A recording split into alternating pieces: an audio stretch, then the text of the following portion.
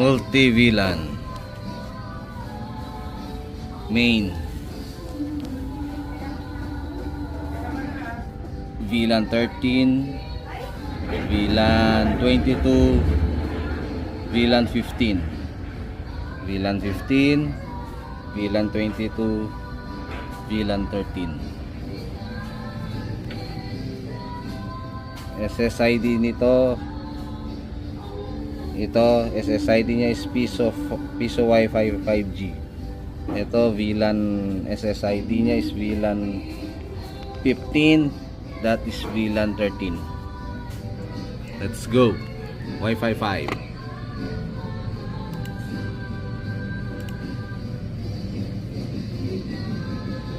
Let's connect to the VLAN 13.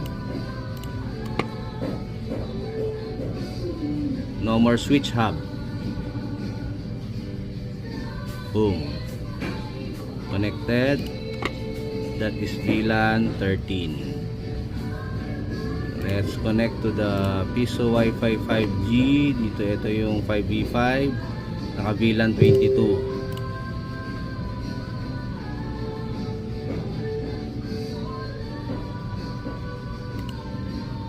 Okay, VLAN 22. Let's go to VLAN 15.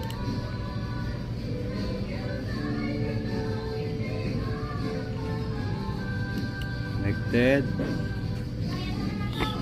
Refreshing. There, VLAN 15. Okay. Yun lang guys. Next tutorial. Paano yan? Pwede rin sa Rugi nyo, kaso ang port nyo is only 2.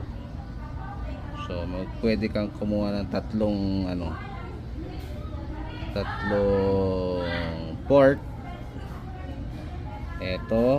Ito kulang na lang ng ESP32 para mag-bind dito para another box sa bendo. Yung dalawa, yung VLAN 15